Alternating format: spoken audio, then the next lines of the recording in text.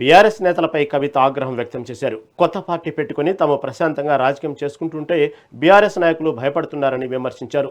తమ పార్టీ వల్ల ఎలాంటి నష్టం లేదని పైకి చెబుతున్న బీఆర్ఎస్ నేతలు లోపల మాత్రం తీవ్ర అభద్రతా భావంతో ఉన్నారని మండిపడ్డారు. అందువల్లే ఎన్నికల సంఘానికి తమపై 1000కి పైగా ఫిర్యాదులు చేశారని ఆరోపించారు. ఈ ఫిర్యాదుల పర్వమే బీఆర్ఎస్ నాయకుల్లో ఉన్న భయాన్ని, బలహీనతను స్పష్టం చేస్తుందని ఎద్దేవా చేశారు. తాము ఎవరికి భయపడకుండా ప్రజల కోసమే ముందుకు సాగుతున్నామని స్పష్టం చేశారు.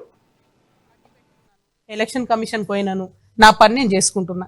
సంవత్సరన్నర కాలంగా ఒక 6 నెలలు, ఫస్ట్ 6 నెలలు చెప్పాలి ప్రజలకు కాబట్టి మీ గురించి చెప్పి వదిలేసి తర్వాత నేను ప్రజా సమస్యలు మాట్లాడుకుంటూ వెళ్తున్నా. కానీ వాళ్ళు మాత్రం ఎలక్షన్ కమిషన్కి 1000 కంప్లైంట్స్.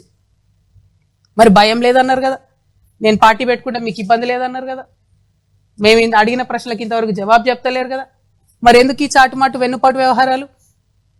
ఎవరన్నా మీలాంటి పత్రికా మిత్రులు మా వార్త రాస్తే సిగ్గు లేకుండా గుంటనక్క ఫోన్ చేసి ఎందుకు వేస్తున్నారు వార్తలు ఏకండి.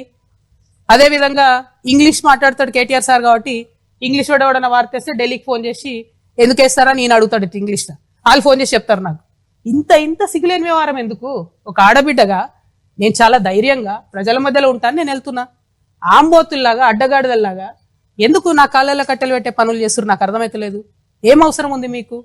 ఒక్క ప్రశ్నకైనా సమాధానం చెప్పిరా నేను అడిగిన వాటికి? ఇంకా నేను ఎక్కడ కూడా పర్సనల్ ఇష్యూస్ మాట్లాడను కూడా నా ప్రాణం పోయినా. కానీ ఆ బీఆర్ఎస్ పార్టీలో వీళ్ళిద్దరు జోడెడ్లలాగా నడపాల్సిన వాళ్ళు ఇద్దరు కూడా దున్నపోతుల్లాగా ప్రజల ఇష్యూలు మర్చిపోయి కేవలం అవినీతి ఇష్యూస్ మాట్లాడడం, ఇప్పటికి కూడా అడ్డగోలుగా అవినీతి పరులను కాపాడడం. మొన్న నేను ఉద్యమకారుల పక్షాన పోయి అక్కడ ఉద్యమం చేస్తున్నా అండి. ఏం డ్రామా చేసిండ్రు కాంగ్రెస్ బీఆర్ఎస్ కలిసి? అంటే మీకు ఆ పూటకు నన్ను ఆపడానికి, ఉద్యమకారుల వార్తలు రాకుండా ఉండడానికి అయితే కాంగ్రెస్తో జతగడతాడు, అయితే బీజేపీతో జతగడతారు. ఏముంటది నీయతు న్యాయం ఏముండదా? ఒక పార్టీకి లైన్ ఉండదా? పోయి అక్కడ డ్రామా, ఆయన గుంటనక్క కింద పడ్డాడట, ఈయన పోయి ఆయన పరామర్శించిండట. ఆ ఏడ కింద పడ్డాడో ఏమైందో అసలు ఎంత విచిత్రం అంటే ఆ రోజంతా మీరు చూస్తే ప్రతి ఒక్కరికి ఫోన్లు చేసి మీరు ఉద్యమకారుల వార్తలు వేయొద్దు. ఎందుకు వేయొద్దు? వచ్చేదా తెలంగాణ ఉద్యమకారులు లేకపోతే? మీరు మాట్లాడతలేరు. నేను ఒత్తిడి తెస్తున్నా కాంగ్రెస్ ప్రభుత్వం మీద, ఉద్యమకారులకు ఇచ్చిన మాట చేయాలని. మీకేం ప్రాబ్లము? మీరెందుకు అడ్డుపడతారు? నేను నా పార్టీ పెట్టుకున్నాను, ఎలక్షన్